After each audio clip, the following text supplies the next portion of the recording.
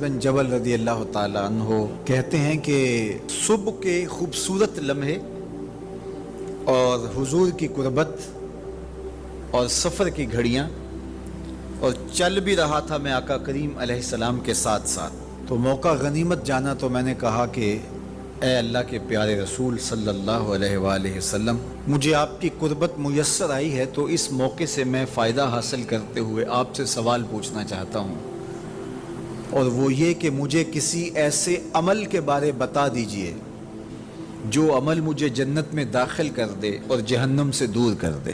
تو حضور علیہ السلام نے اس سوال پر ان کی تحسین فرمایا تو نے بہت بڑا سوال کیا ہے، اس کا جو جواب ہے کہ جنت نصیب ہو اور مجھے جہنم سے نجات ملے تو یہ اتنا آسان کام نہیں ہے، یہ بڑا مشکل کام ہے، لیکن جس پر اللہ آسان کر دے اس کے لیے مشکل نہیں ہے۔ یعنی جنت آسانی سے نہیں ملتی، جہنم سے بچنا بھی اتنا آسان نہیں ہے، بہت سارے گناہوں سے بچنا پڑتا ہے، لیکن اللہ جس کے لیے آسان کر دے اس کو نیکی کی توفیق دے دیتا ہے اور برائی سے اس کو بچا لیتا ہے۔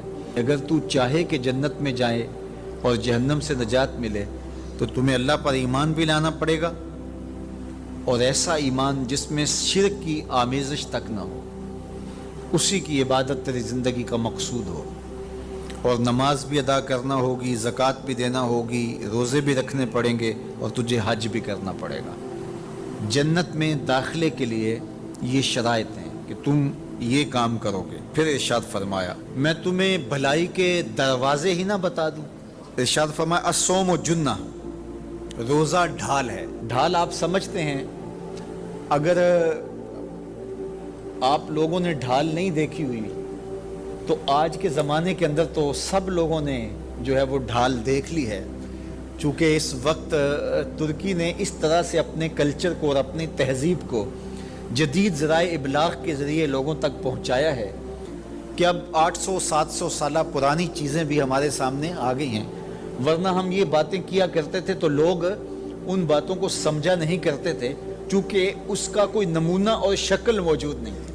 جب دشمن تیر پھینکے تو تیر سے بچنے کے لیے وہ لوہے کا پترا جو آگے کر دیا جاتا ہے، جو تیر کو اپنے اوپر روک لیتا ہے، اس کو عربی میں جنہ اور اردو میں ڈھال کہا جاتا ہے۔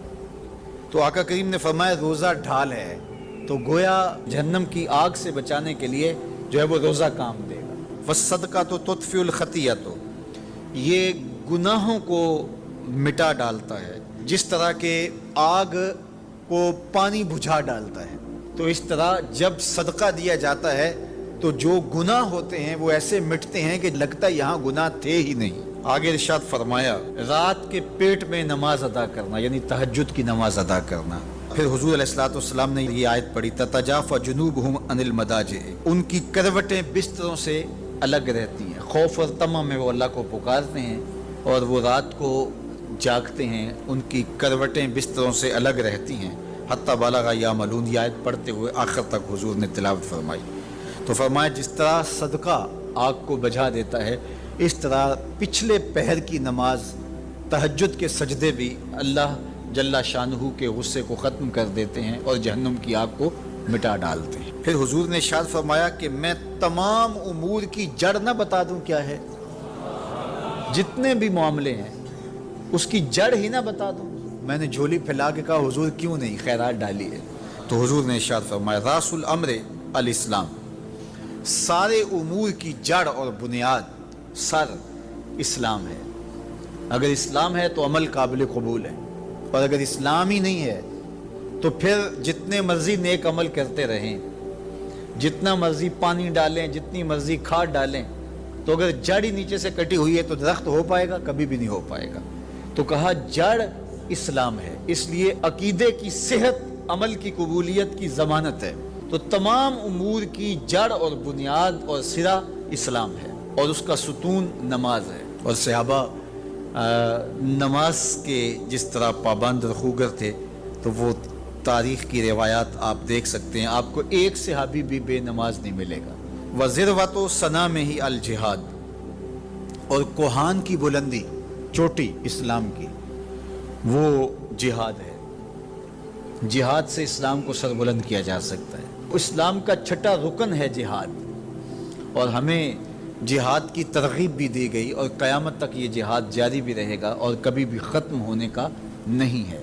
ہاں اس کے اصول و ضوابط ہمیں دیے گئے، جہاد کے نام سے فساد فی الارض نہ کیا جائے، لیکن جہاد کا انکار اسلام کا انکار ہے۔ یہ اسلام کی چوٹی ہے، ذروۃ و سنام کہا گیا، یہ کوہان کی بلندی ہے۔ تو حضور علیہ السلام نے آخر میں فرمایا کہ میں تمہیں سارے معاملات کی جڑ ہی نہ بتا دوں، خلاصہ ہی نہ بیان کر دوں؟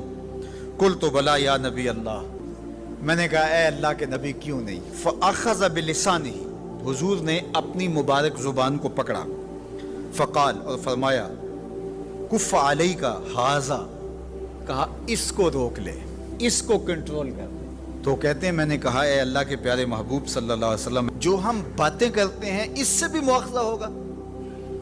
یعنی عمل پر تو پکڑ ہوگی، لیکن جو ہم زبان سے بات نکال دیتے ہیں تو کیا اس بات پر بھی مواخذہ ہوگا؟ تو حضور علیہ السلام نے ارشاد فرمایا کہ لوگ منہوں کے بل یا ٹھوڑیوں کے بل جہنم میں ڈالے جائیں گے، یہ ان کے بولے ہوئے بولوں کی وجہ سے ہوگا، ان کی زبان کی کمائی کی وجہ سے ہوگا۔ تو اپنی زبان کی حفاظت کرو تو جنت کا داخلہ مل جائے گا۔ تو گویا زبان کی حفاظت سے لے کر کے اللہ کے حضور سجدے تک اور اللہ کی عبادت تک، یہ ہے وہ نصاب جو جنت میں جانے کا ہے۔